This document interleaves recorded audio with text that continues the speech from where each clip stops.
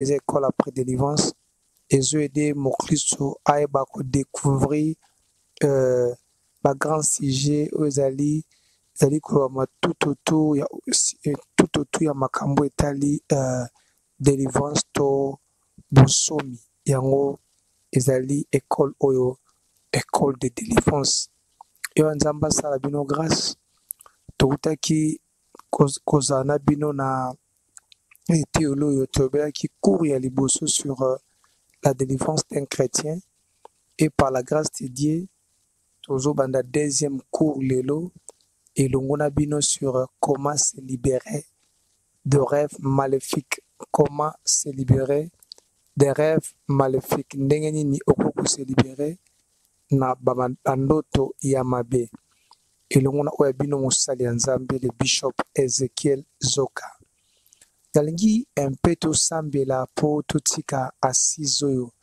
totika moma oyo lisusu na maboko na nzambe yawe nzambe alobela biso tout au long ya cours na biso ya mibale oyo tobandi tobondeli alleluya Seigneur to rendre yo grâce yo ndosepelaki tokutana lisusu na mokolo ya lelo na ngonga oyo mpona kodispense cours oyo to malakisi oyo Seigneur parle-nous faire comprendre biso bamystère ya makasi avec le rêve oyo biso oza ignorant na nkombo na Yesu Kristo todeklare mpe tolobi bongo na kondima amen.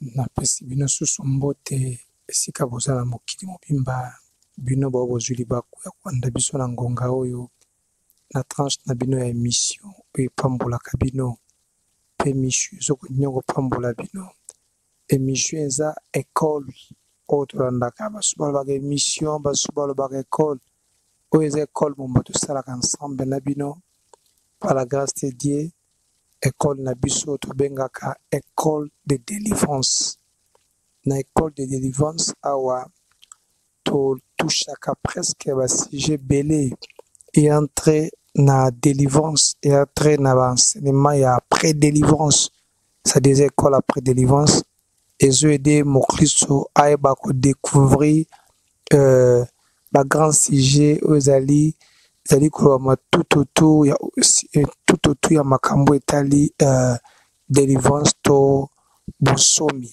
yango ezali école oyo école de délivrance yo nzambe asala bino grâce tokutaki kozala na bino na théolo oyo tobelaki cours ya liboso sur la délivrance d'un chrétien et par la grâce de Dieu tozobanda deuxième cours lelo elongo na bino sur comment se libérer de rêves maléfiques, comment se libérer des rêves maléfiques, ndenge nini okoko se libérer na bandoto ya mabe elongo na oyo bino mosali ya nzambe le bishop Ezekiel Zoka nalingi mpe tosambela po totika assise oyo totika moma oyo lisusu na maboko na nzambe yawe nzambe alobela biso tout au long ya cours na biso ya mibale oyo tobandi tobondeli alleluya Seigneur to rendre yo grâce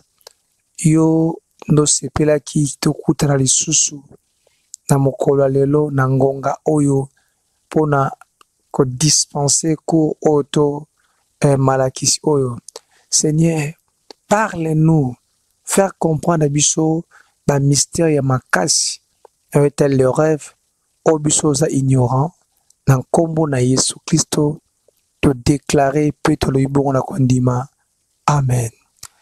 Yawe nzambe apambola yo tobandi enseignement moko to cours moko eza très important sur etali comment être délivré des rêves comment se libérer des rêves maléfiques ou sataniques, comment se libérer des rêves sataniques ou maléfiques. Yango ezali cours tobandi na bino donc toujours toucher sikoyo monde ya subconscience toucher sikoyo monde ya subconscience que le Seigneur Dieu nous fasse vraiment grâce. Nalingi mutu nyonso esika azali azwa na Bible na ye, nga mpe nazwi Bible na ngai, tofongola livre Job, tozwa batexte na biso de base oyo tokende nango ti tokosilisaka cours oyo tobandi na école ya délivrance sujet ya sika to cours ya sika tobandi sur comment se libérer des rêves maléfiques ou les rêves sataniques. Nous Job, Job 33, versets 13 à 18. Aujourd'hui, Job 33, versets 13 à 18. C'est un texte batebele bayebi, mena kolinga lisusu totanga yango po epambola biso makasi. Nous lisons la parole du Seigneur. Veux-tu donc disputer avec lui parce qu'il ne rend aucun compte de ses actes? Dieu parle cependant tantôt d'une manière ou d'une autre, tantôt d'une manière ou d'une autre, et l'on n'y prend point garde. Tu vois, Dieu parle.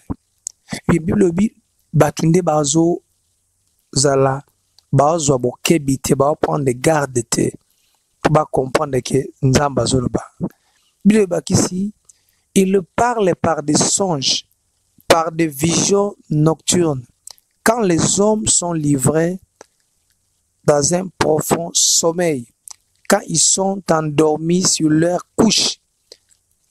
Alors il leur donne des avertissements et met les sceaux à ses instructions, afin de détourner l'homme du mal et de les préserver de l'orgueil, afin de garantir son âme de la force et sa vie des coups de glaive.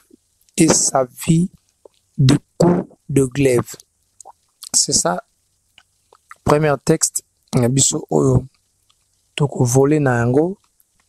Nalingi ozwa lisusu deuxième texte, ils ont un Nouveau Testament, dans le livre Matthieu chapitre 13, verset 25. Wana lisusu toko pumbwa lisusu pe kuna. Matthieu chapitre 13, verset 25. Écoutez ce que dit la parole de Dieu. Mais pendant que les gens dormaient, son ennemi vint, s'aimant de livrer parmi le blé, et s'en alla. Il s'aimant de livrer parmi le blé, et il s'en alla. Ennemi nae aye, atie ivré parmi les blés, et il s'en alla. Et ça, le texte de base, on peut utiliser tout au long, il y a enseignement na bisoto, il y a cours oyo. Et ça, le verset introduction, to ya ngonde to bandeli introduction na biso. Bino ba oboko maka, bokomi introduction, ote Job chapitre 33, verset 13 à 18. Ote pe Matthieu chapitre 13, verset 25. Tokolo baboué, bibezolo banabiso, Dieu, notre Père, parle tantôt d'une manière, tantôt d'une autre. Bibelobi, Yahweh, Nzambe nabiso, alobaka tantôt d'une manière ou d'une autre. Et Ngoloba autrement dit, il utilise plusieurs moyens pour nos quotas à contact na peuple naïe, pour entrer en contact avec ses enfants ou même peuple naïe, parce que Nzamba le belaka ba na été babanga kaeto batu bazo sambela, mais Dieu parle aussi aux païens. Tomoni Nebuchadnezzar, à ça qui rêve. Tomoni Pharaon, à ça qui rêve. Donc, Ndoto ezali dans le banzamba zana ba moyen oyo asala kani a se communiquer na ba créature nae na ba nae pe na ba créature nae. Et parmi les voies, tout parmi les moyens o nzamba selaka pona ko se communiquer na ba créature nae to na ba nae tozomona eliboso tokoko énumérer à liboso par la voix bien aimé audible. Nzamba ko utiliser voix audible. Toi c'est communier, toi c'est communiquer, toi kota à contact. Na moi na yeto na créative na ye. Ndeko mutako kolala ayoki ma voix ezolobela ye. Dika moi linga sa mayoki mongongo elobeli ye keba leloko lingo sala mukabe ndoto. Tuko pe de koza ndoto ta vandika aboye ayoki mongongo eloba na ye atbaluka mutu azate. Ça peut être la voix de Dieu parce que Dieu peut parler audiblement. Ndeko ça sont des cas où ils akapenda permanente ils araba cas où ils salamaka mingi mingi te nzamba kolobela pepe na ye audiblement. Or nzambe pe akoki ko utiliser encore deuxième moyen nzamba kolobela libota na ye na nzela ya parole na nzela parole na ye tobenga la Bible. Nzamba ko utiliser Bible na nzela ya Bible nzamba koki kolobela moto wana likambo moko mafongoli Bible abando tanga bomona kwei koto moko kote wana kwei oya ake likambo ake découvrir ezopesa solution ya likambo ezali kotungisa ye. Nzamba koloba pe na nzela prophétie tomoni en maintes reprises nzamba tinda ba prophète et pas ba roi et na vie na yo pe oza ba occasion ba opportunité des gens ba ya pe ba repeso maloba ke nzamba esi biso boye kosala boye tiso kosali boye likambo boye kokomela ozomona ke nzamba ko utiliser moyen to bengi prophétie pour nzambe alobela peuple ne doit se communiquer na peuple na ye. Et moko ba moyen lisusu nzambe pe akoki ko utiliser ba conseil ya bato pezo ba affaire to guerre eza ko réussir à cause ya ba conseil. Mais tant ba conseil ça a été bizali koloba guerre to projet il ko échouer. Ozomona ke Dieu peut utiliser des gens. Nzamba peut utiliser ba conseil à bato. Yango conseil nyonso o ba bazo pesa yo ndeko il faut un discernement. Parce que na kata conseil ya bato bazo pesa yo nzamba ko utiliser conseil ka muto opiso. E ba tebe lo bazana passe. Lo bazo lela. Bana minyoko mais so tuni mutana ba soki na yo ka conseil. Banda ko pesa nga conseil. Mais na yo karati yango na se retrouver lelo. Omoni na état on azali. Omoni ke nzambe a utilisé qui conseil. Pas à se communiquer na moto, pas le bela moto et ba conseil à bato. Nzambe a utilisé qui yango.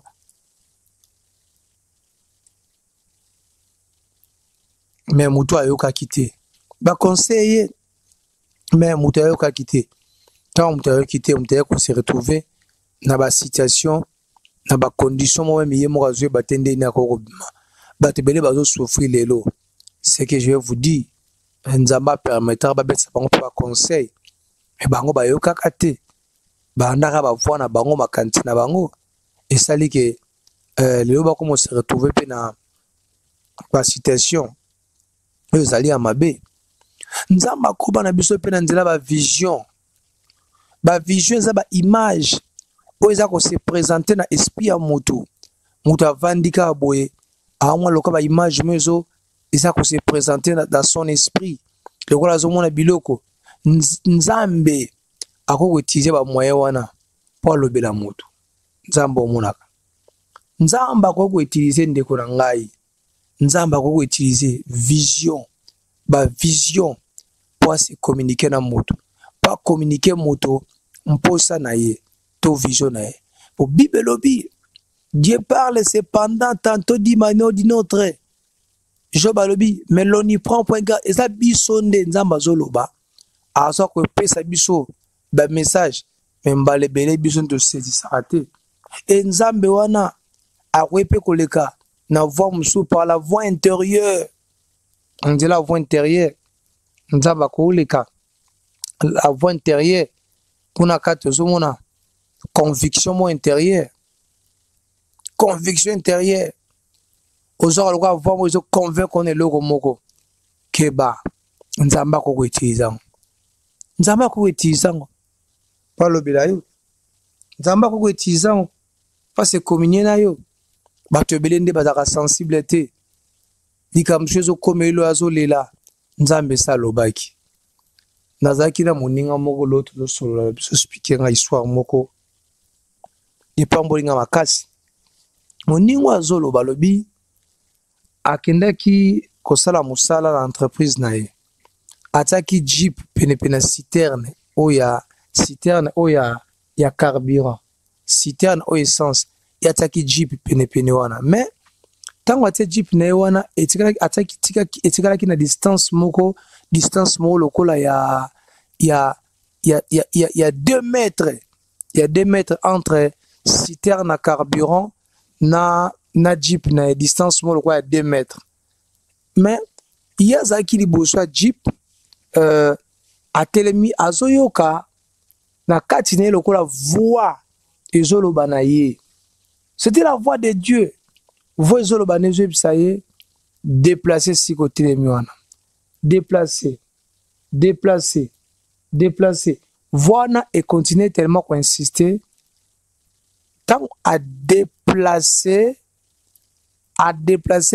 moins à ta kutu 1 minute ekoka kite na yebi so 30 secondes saki tant azo déplacer karabo carpe elongwe ezaka ya longwe wa carpe lo etie wa ndeko chauffeur appelle qui a kota pas que tika madame na ye na ndaku chauffeur tanga kota comprendre te ndenga niata ki accélérateur car ki wa chauffeur a nature mon frein pas car telemi déjà les gars 1 mètre ezaki libusu ya voiture sikoyo ndeko abisoki na yokaki mongongwe bande kolobela ngai te nangana suka wapi so na yokaki yango te so mongongwe elobaki ngana yokango te nanga ko suka wapi vi nanga lingo suka soki la voix qui me parlait nazaki insensible na voix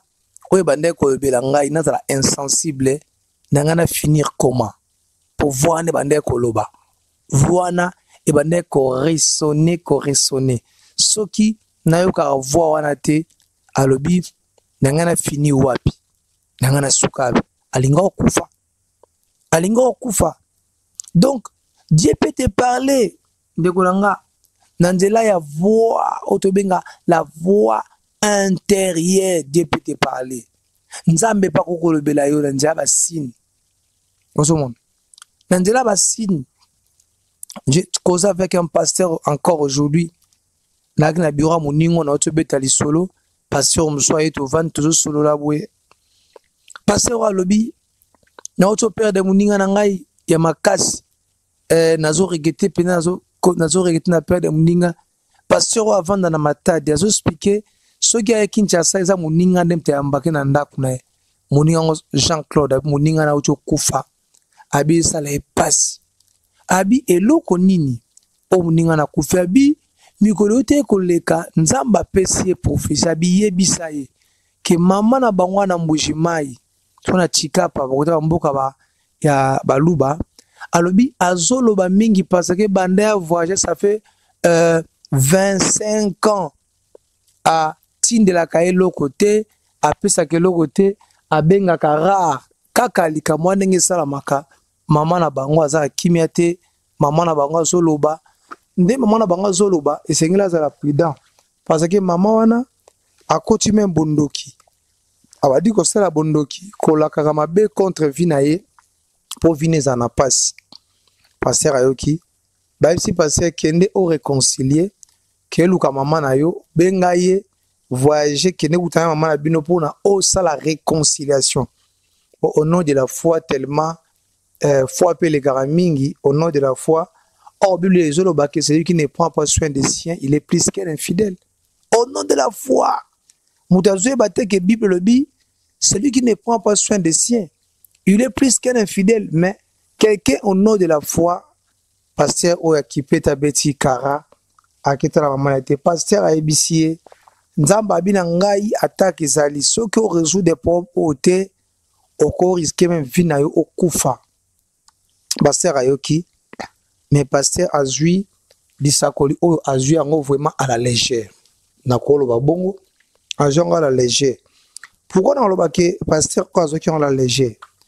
Parce qu'il y a des choses soit zaki na mbongo te quand même alinga ko benga maman na bango po ba mama na yebi ke moi difficulté zalia wa nazo kokate oza mutu okobanda pe koloba po ozo kolisi mwana no liboso asokipaka na yo ta kozwa temps abenga mama wana basolola s'entretenir quand même. Mais pasteur abengi même maman wana te, pasteur atuni même maman wana te, abengi même maman wana te, atuni ete asali elo te. Pasteur a continué vie na ye, a continué vie na ye, vie continuer eloko yeko ya pasteur wana bimaki. Pasteur wa bimi azokende kotala mondimo asambela pona mondimiana. Mais butu wana pasteur alalaki aloti ndoto mama na ye oyo abota ye ayena ki bota yazoki mabamba nzeta fufu abamba nzeta fufu na mutu akoya makile bima ala mukabe ndoto jouna ayebisi mwasi ayebisi ye papa kobimate bandimo babengi pasteur babina pasteur mosala nzambe to na kaya puye awa Moussa Nzamba ebisi mwasabi mama il faut na kendeka parce que bato ande mbasutena nga makasi Nzambe te me bato ande mbasutena kabi so na keite donc no kolese bango na blessé bango parce que bato ande basa pa mba partenaire makasi ko bapesa nga mbongo ko basutena ngai basutena vi na nga basutena ministère na ngai so nga na keite za mwa pasi tala Nzamba lo bana basini. Et comme ça que pasteur oyo longwe abando kende azui moto ke kweya na ta terrasse ba kwena muta moto bilama so lata ke zui pote baby azongi na ndaku tant pasteur azongi na ndaku moi na papa lo sali boy ovanda kaka wana zaki na moyi to komi 16h pasteur mutema so moto biso muda ba loke ba liaya alors comment on sala ba erreur moko boye oye bana otindika ke et otindike na erreur pasteur ayi ka posa malisu ba bise non papa te onko bimate donc mosala nzamba lingite mosala nzamba linkara sani abima moi ça zaki na choix te sengela ki atika pasteur atika mosala nzamba bima mosala nzamba kende mosala nzamba bimia bando kende boye azuso moto et comme ça mosala nzambe moto wana bazwaki apike crise ya tension nikola moto aki na vitesse ya kwei abeti mutu na bordure ya ba terrasse ba komo sa mikolo ya minene abeti wana njili kambo esamaki abeti mutu na bordure tanga abeti mutu na bordure ba kena pasteur na nani na hôpital pasteur ayeko se retrouver que et au sala que pasteur ça 2 jours na coma zoloba te alobaka te asa ke lokote 2 jours na coma na 2 jours ya coma oyo esali que pasteur asani akufi bien aimé kaka komona ndenge abimaki bilambe adindi na kata terrasse bilamba e baby hein ezaki daba signe zaki daba sin oloti ndoto mabe ozokende odindi na terrasse donc ya daba sin ela ksake nzela ozokende amabe oyebi Nzamba lo bana manière ebele mais difficulté ozana ngo batunde basesi sarate lolaka to elobeli ya Nzambe si bazo kufa le problème ezani batu ba saisi te elobeli ya Nzambe Nzamba lobaka na ye Nzambe pas au continuer koloba mais zaka ande batu ba saisi te la façon dont Dieu parle ndeko pasteur ayako kufa Dieu alobaki mais c'est ça qui te Dieu peut parler aussi par la nature à part basine Nzamba ko par la nature et quand la Bible so ba que la nature vous enseigne tel pas Nzambe pa ko koloba na nzela ba circonstance ozo le kanango nzamba ko utiliser ba circonstance mona vie na yo tout autour ya vie na yo. Oyebi Jacob avant na ndako ya Laban abandi kotala ka bana là-bas baosana là-bas contre ye. Jacob a comprendre directement que Laban aza suna ye, a comprendre directement que tant na ye kuna pa la besili nde babi nzamba lobeli Jacob asani abima. Pour observer qui ba circonstance ba tebele ba circonstance ebele tala ndeko na biso makambo ebele eleki toto afina yozaki ba langage ya nzambe. Dieu te parler obiso ki nzamba azolobela moto azo saisir te tika na biso moto aza ble pona comprendre le bela nzambe elo nyaka na via moto nzambe elo nyaka na via moto nzamba ndo bela so moto antango za raison mona raki batu musume mata ba rêve ba ndoto bazo asute musu eza satan te. Nzamba loba tellement trop ils n'ont pas saisi et le bela nzambe ba saisi ça et le bela nzambe te nzambe sikwa comme otala bango kaka. Dieu peut te parler par un ange. Olal na buto mona un ange de Dieu peut te parler. Olal to mona qui Marie, Dieu l'a parlé par un ange. Joseph, Dieu l'a parlé par un ange. Tutsuki tango to ba ki nzambe akwepe koloba nanzela un ange.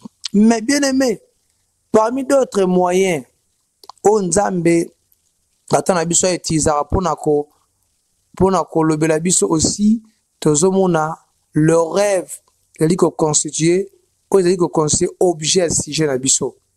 Nzambe asela pe ndoto, nzambe aitizara pe ndoto pona kolobela ba na ye to basali na ye. Lokola diable tikana bisabino azali expert en photocopie alingi ko copier makamala mo amona kina lola lokola az expert en photocopie. Les diables peut se servir également na ba rêve. Les diables parli ko se servir na ba rêve na tango oya suka pona ko accomplir ba fin na ye tikana bisayo. Diable ko servir ba rêve na tango oya suka ayo ko servir na rêve pona ko accomplir pona ko détruire ba vie ya bato ebele pe ko récit ba kuna ye ozomona. Diable na tango pasuka nazwi bandoto azali ko utiliser ngo pona ko détruire ba vie ya bato ebele pe pona ko récit ba kuna ye tala pamba taka makasi ennemi to babika kato tozo bika na tango asuka to babata ko bika na tango asuka ebele ya batak tikana bisabino ezali ko salama to ko ya na nzela ya bandoto. Bien aimé, qu'est-ce que le rêve maléfique dans notre point, Taliboso, point 1? Parce que tout là, comment se libérer de rêves sataniques ou maléfiques? Nous se libérer de rêves sataniques ou maléfiques, de rêves au diable d'aller utiliser pour détruire la vie bateau, pour qu'on récit ba kunaye, ba rêve wana eza nini. Donc tout là, awa. Qu'est-ce que les rêves sataniques ou maléfiques? Ba rêve satanique ou maléfique ezanini. Tikana biso eloko moko pour comprendre. Awa bien-aimé, toko expliquer ba sens. Il y a ba mot odaliko ba mot clé odaliko ça objet sujet na biso parce que tout le monde a les rêves, tout le monde a maléfique, tout le monde a satanique. Tout le monde a se libéré, tout le monde a comment.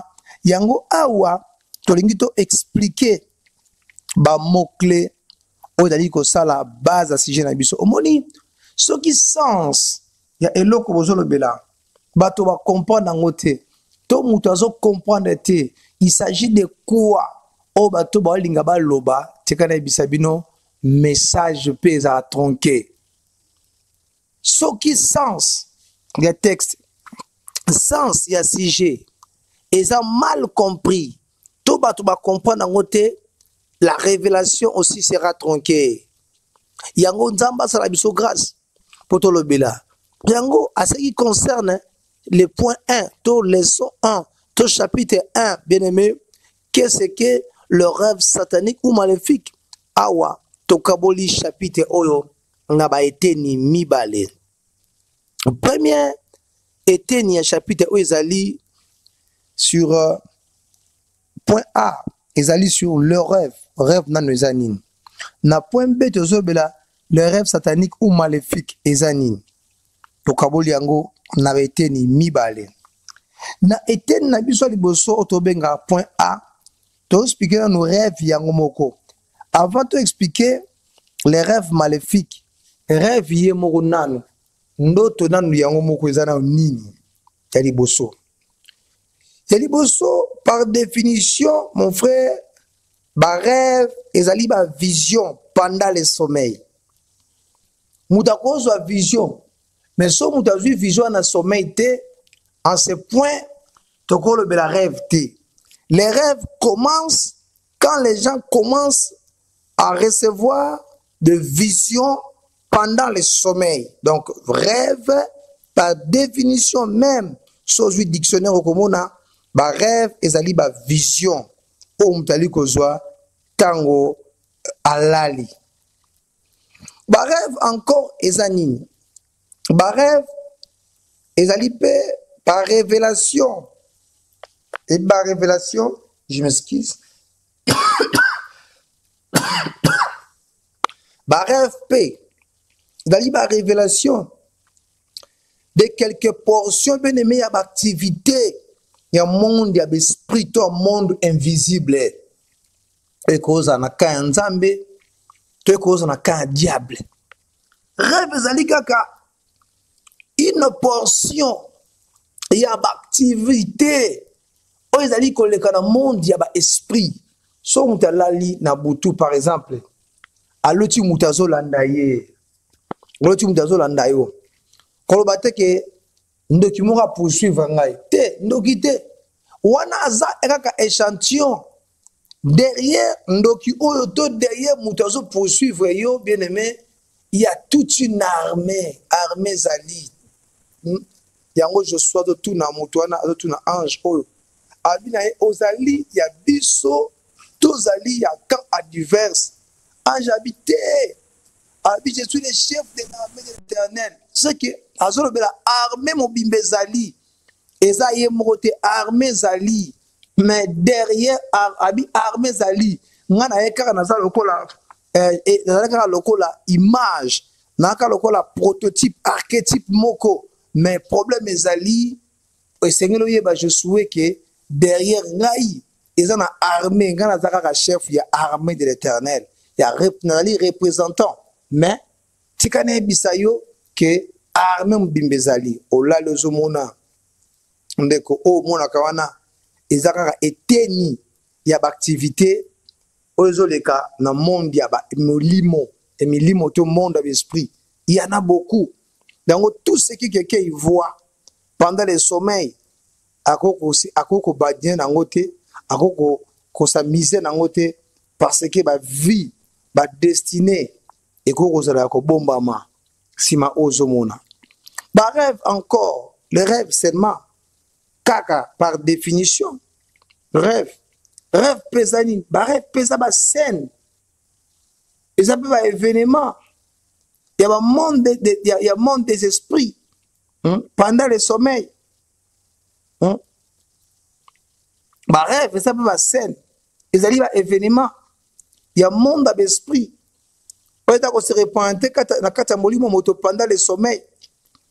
Olal na butu ozomona ozolia bwana ba feti biloko ozomona kawana mona kana butu nangine informé que ezali ba événement, eza ba scène, ba événement ya monde d'esprit. O eza ko se présenter bien aimé na kata bandoto na yo. Eza mambo osakana ngote. Eza ba scène. Eza ba événement ya monde ya ba esprit ndeko o eza ko se présenter na kata na elimo na yo na subconscience na yo. Rêve autrement dit rêve ezali ba image o ezali ko apparaître na esprit tant mutu alali tant mutu azwi pongi alali ba image o ezwa ko apparaître na esprit ya moto tant mutu alali. C'est ce que nous appelons le rêve. Des images où ça peut apparaître dans l'esprit en moto. Tant moto alali, tant moto azui pongi, yango to benga kalisusu, auto so benga le rêve. Toaliko avancer par la grâce de Dieu. Awa révélation exacte, c'est normal pour vous comprendre. Et dans le point B, dans le même chapitre, le rêve satanique ou maléfique.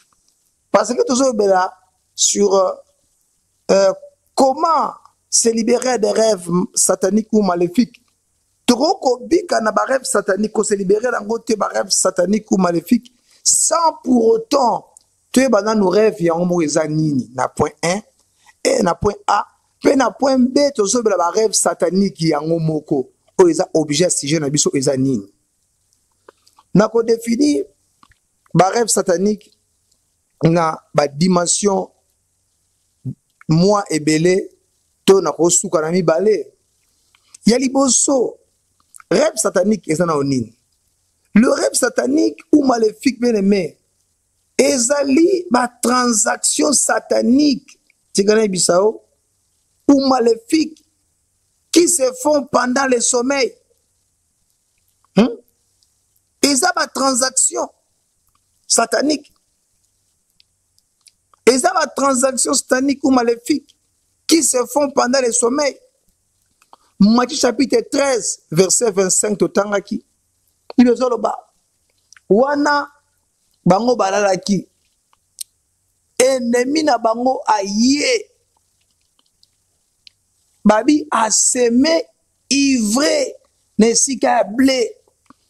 Babi transaction salami. Yana batumusu balalaka bien. Ala mugi na aloti ndoto moko ba lesie biloko. Ala mugi na tongo maladi ebandi. Musu alalaka bien. Ala muki avala muka aloti ndoto sa kupera mubali. Ndeza laki debi. Nga maladi esike bandaki. Musu alalaki bien. Aloti ndoto ameli boisson moko. Nde esika maladi bandaki. Musu aloti ba betie loko. Nandoto ala mukande mesika maadi be passe banda. Tu vois ezali ba transaction babi mokolo elangalali aloni babi ennemi aye na butu aye kotia ivre na sika blé a mélanger ivre na blé sika moko tango mokolo elangala mukabi. C'est l'ennemi qui a fait ça. Babi tango baye ko betela Yesu solo. Babi Yesu na solo alobi mokolo elanga lobi c'est l'ennemi qui a fait ça biloko belé et a biloko kota na butu tango ba balalaki et a la transaction o esama pendant le sommeil. Ça ba transaction. Ba rêve maléfique encore. Et ça nini?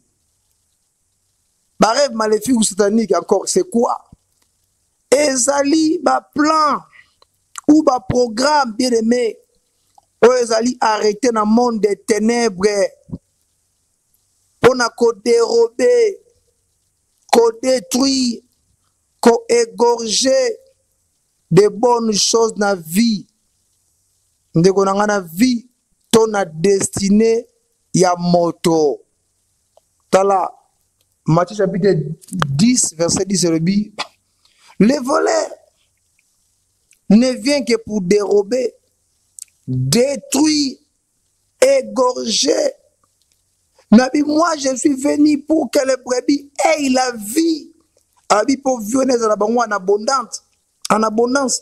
Et l'ingolo bake, quand l'ennemi t'attaque, but principal naïe, même na rêve, ils n'ont pas dérobé, aux anangwa détruit, à égorger.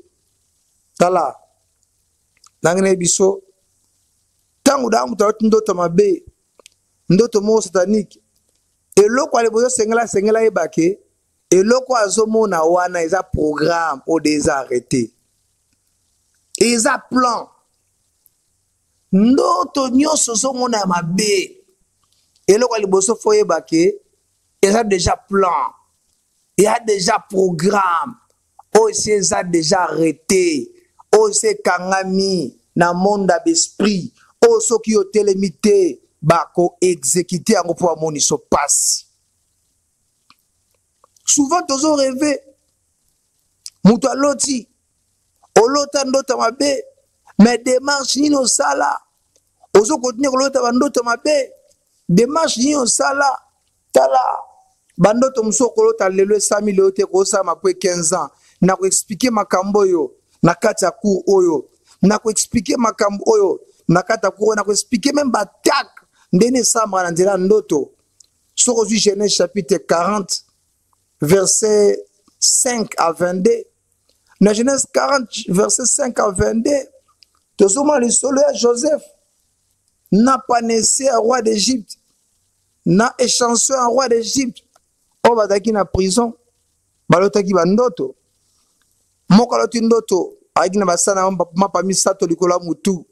E bandeke bazolia likolo mutu na ye mapa wana, oyo ezalaki pas naissé un roi d'Égypte. Atuni Joseph explication, bataki mibale. Mais s'intéresse na rêve ya moko po yango daki ndoto yaki une explication bien te. Tanga tuni Joseph explication. Joseph azwe bisa panese roi d'Égypte. Abi 300 ya mapa oza ko mona likola mutuna yo ba gâteau wa lingaka. Alobi za 3 jours. 3 jours. Abi na moni omona ki bandeke bazo lia likolo ya sanya misato abi 3 jours. Pharaon a commission na prison. Pe akopandre yo bandeke ya likolo bakoya kolia yo. Omoni Joseph paso pe explication.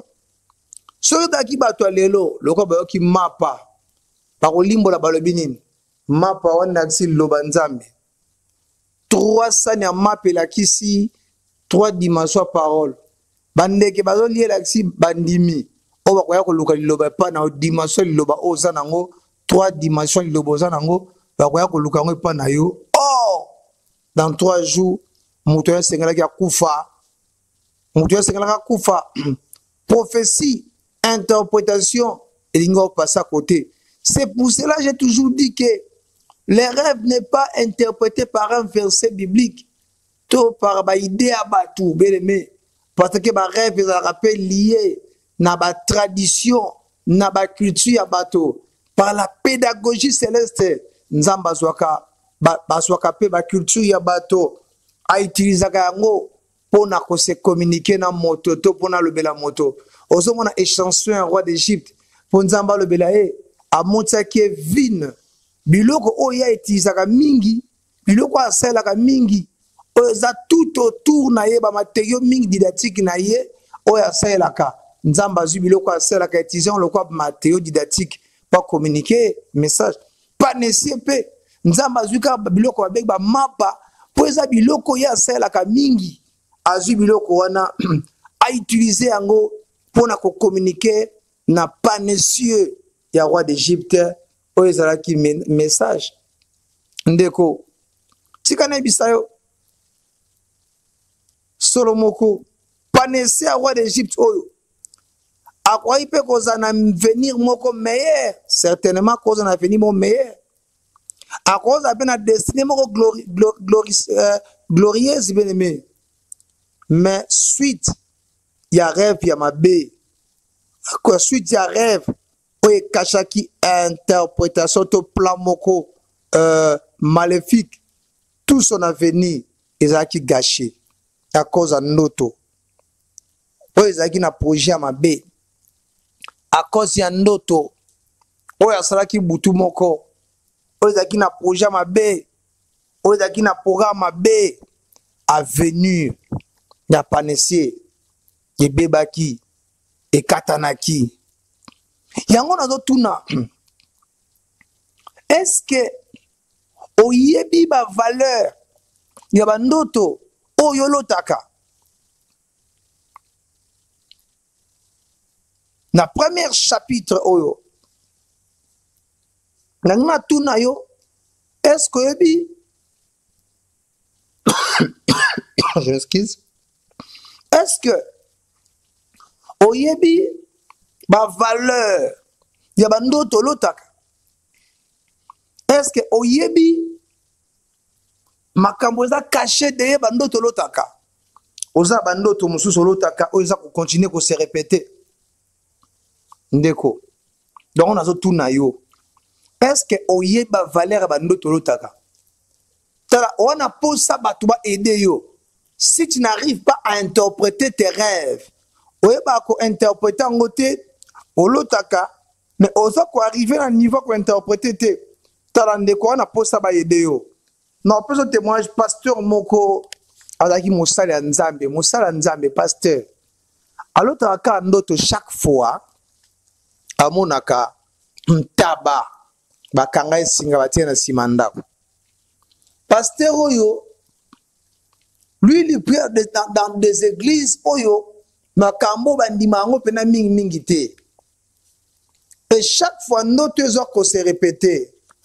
À cause de grâce à se retrouver une église moko dans le séminaire sur le rêve. Les églises qui croient au combat et à la délivrance. Et pasteur Oyo assisté dans le séminaire, assisté dans le séminaire.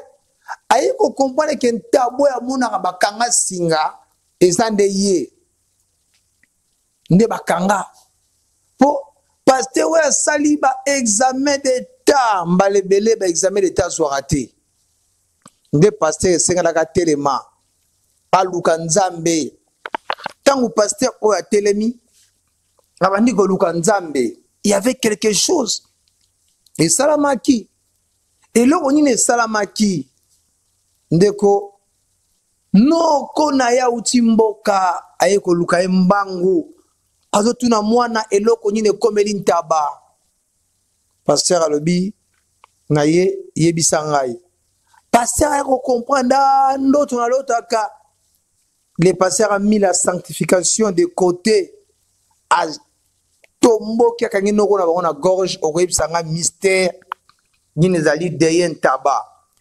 Abi mwana moni ko consulter nganga moko herboriste moko ape chobiloko yango na otuna yo nine komeli ntaba nde pasteur abandi ko expliquer noko abandi ko expliquer pasteur abi na pasteur abi tango zaka mwana muketa ngo bota maka to mwana ko zene étoile makasi nde to kamata kan ntaba to sala cérémonie to tiena simanda pour kanga destiné na yo une fois ntaba wana tabawana azo kola yo pe chagrin zo continuer ndeto kanga azo avancer okene musika te yo poko ke musika te soki tabawana kufi to ne ko remplacer taba mususu po o progresser te ok liboso te mais te comprendre te na tongo to moni su tabawana te tant to bandi ko vérifier te ko mona ke yo bandi ko consulter bato ba salisaka ba herboriste nde bango bandi ko bebisa makamu na biso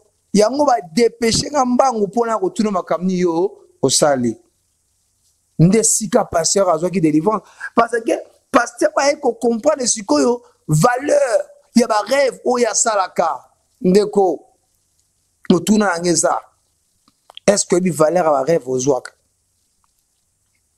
bi valeur ya bilo ozomona na speaker yo ndoto mais mutuna ngezali est-ce que oyo lota ko comprenaka nde ba tuneni ketchopien comprends-tu ce que tu lis ngape na tunyo comprends-tu ce que tu rêves so comprena o lota raté il est un grand temps o l'enseignement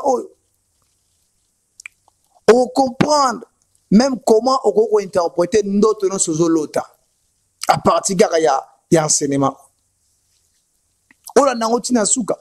Et si même préoccupation est trop urgent, tu peux même nous appeler, bien-aimé, to aider yo, to solana yo, to orienter yo, to moniso, likambo ezaboye par l'aide du Saint-Esprit, to roko discerner ndoto enyoko la kayo, pe ozu solution.